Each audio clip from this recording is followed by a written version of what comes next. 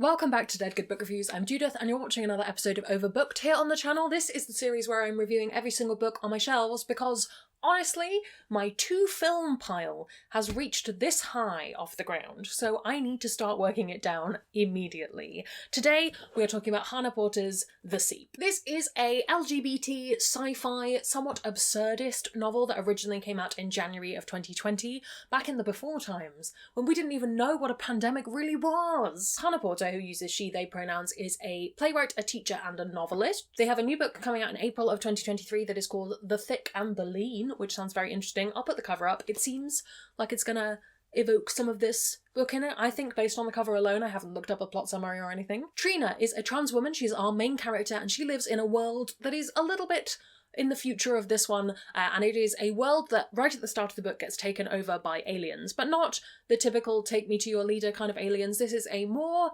benevolent and kind of ethereal alien force called the Seep. It's in the water, it's in everything, it's there, okay? And broadly speaking, the Seep does good things for humanity. At least that's the way it seems. Conflict is gone, people are living more sustainably, everything's great, it's utopia. But Trina's wife says that one of the things she wants to do that you can now do because of the Seep is to become a baby again. She wants to start over, she wants to be a baby, and she asks Trina to be basically a parent to her, and Trina says, "No thank you, I don't want to do that." And essentially to Trina, her wife dies, and the rest of the book is kind of an exploration both of what this world that has this alien invasion is such a negative word for it, but this alien takeover, I guess, what that looks like, as well as dealing with Trina's grief and her, subsequent substance abuse and what the world is and how she fits into it, and human emotion and a lot of very deep things, while also being quite weird and just a bizarre look at a world, I guess. The two times that I have read this book haven't actually been physical, though I do own this physical book and I've just realised it has a short story in it that I should probably read, so I might put that on the roster for next week, I guess. But instead of reading it physically both times, I've read it via audiobook, and I've really, really enjoyed it. And I think if you're debating picking this up, that's what I recommend doing, particularly if you're the kind of person where this kind of poetic prose will resonate more with you in audio form. I think the narrator's really good, and essentially I just really like the way that this book sounds. I think you can tell that Hannah Porter's a playwright and that they're thinking about the way that words sound and the way that the dialogue sounds, and it's just really beautiful to listen to. And even amidst all of this kind of strangeness and descriptions of writhing bodies at various points, it still feels very poetical and beautiful, and it's a really interesting way of looking at the world. And yeah, one of the reasons I really like this book is I like the way the prose is. I also really like the themes of this book, these ideas of grief and loneliness, and the idea that even a world where you took away all of the badness, what would humanity look like in that, and what would be the negatives, because are we just inherently geared towards feeling a bit sad some of the time? And if you're making art with no struggle, is art meaningful without struggle? And a lot of other things that I think are big questions, and I liked the way this book approached them. It doesn't feel super hammering you over the head with it, but it's very much there. I've read other things recently that really made me feel similarly. Gleanings was one. There's a short story in the Gleanings collection, which is about Ark of a Scythe, which I've talked about fairly recently, but this is what it looks like. And that deals with the idea of art in a time where there is no death, and actually this has a very similar feel to that story. I also really liked the idea of falseness and I don't really know what the right word is, but like pretending to be something that you're not, but in this very bizarre way that plays out through this story, and being honest to yourself and to others comes through in the story. There's a lot of really interesting ideas and themes. I think this would make a really interesting book club book, partly because it would probably scandalise Janice, who only reads Christian romances, but also I just think it would be a really interesting question thought starter for people. There's a lot in here,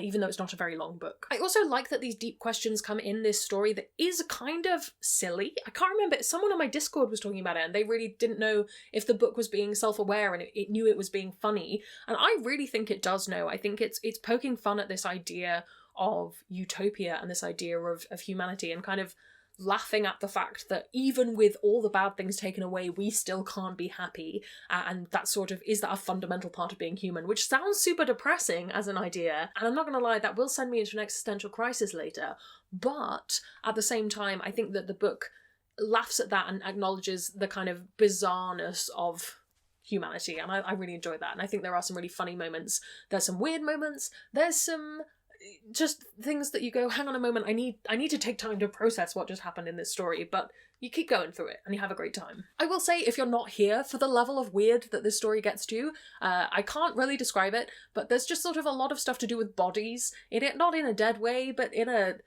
weird way. If you're not here for this level of weirdness, you might not enjoy this. If the idea of someone's wife just going, hey, I would like to be a baby again, will you help, is bizarre to you and not in like a enjoyable, I'm interested in reading this kind of way, this might not be for you. That's okay. I will also say I think that it's worth looking at the content warnings for this book. I didn't talk about that at the start. I forgot to do my usual disclaimers. Oh no. I bought this myself. I don't know if I mentioned that, but I would recommend looking at the content warnings for this. I'll link the story graph below. I think that it's just a little bit dark, especially some of the elements of substance abuse, and it's just dealing with grief in general, which I think is quite a difficult topic, especially at the moment.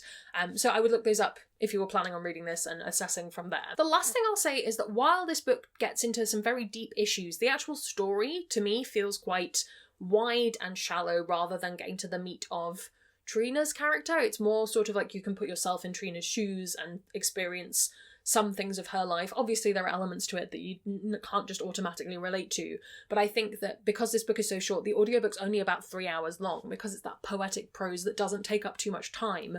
I think that there are some elements that you're just not going to get in-depth detail of, like how do the aliens work? It's not in there, you just have to infer it from the book, and I know some people don't enjoy that. I personally thought it was a really good time. I like that kind of fill in the blanks, especially for books that are like this, which is basically a novella.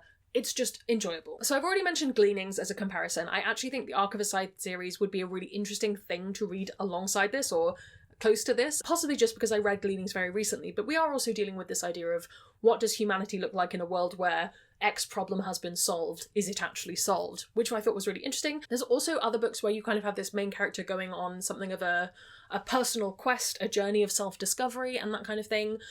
One thing that came up for me recently was The Starless Sea by Erin Morgenstern. I think that has a lot of that individual character journey throughout it and is similarly a little bit abstract in its thinking. It's not as weird as this, but it gets to places that are a bit odd. I also wonder about something leaning more into the YA, but something like The Mirror Season by A.M. McLemore, which has that kind of bodies changing, secret discovery quest element to it as well, though look up the content warnings for that if you are going to read it, because it is heavy stuff. Should you read this? Should you pick this up? Is this worth reading? I think that if you're on board with the idea, and if you're willing to suspend the little part of your brain that goes, her wife can't become a baby, that's really weird, then I think you will have a good time with this. I think it is a really interesting book. I think that the more times I've read it, I think I've read it 3 times now, the more times I've read it, the more I've gone out of it and the more interest I've found. And yeah, I'd be really interested to have a chat with some people who have read it down below. If you're that person, come chat with me, especially if you have different opinions on what the themes of the book were.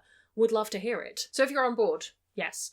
I know that really should be the case with every book, but there are some books that can talk you round. This is a book that you really just have to be on board. Have you read this? Do you have plans to? Is this something that's been on your radar since January of 2020? Let me know your thoughts down in the comments below. While you're down there commenting, if you haven't already, please do subscribe. It makes me feel loved and appreciated. You can also follow me on social media. Come hang out on Discord where we have chill chats about books. I'd like to say a huge thank you to all the ghosts over on Patreon who support the channel and make videos like this possible, as well as getting early access to videos, live streams, bonus content, and that's everything. Why do I keep thinking there's a 4th thing? I should come up with a 4th thing.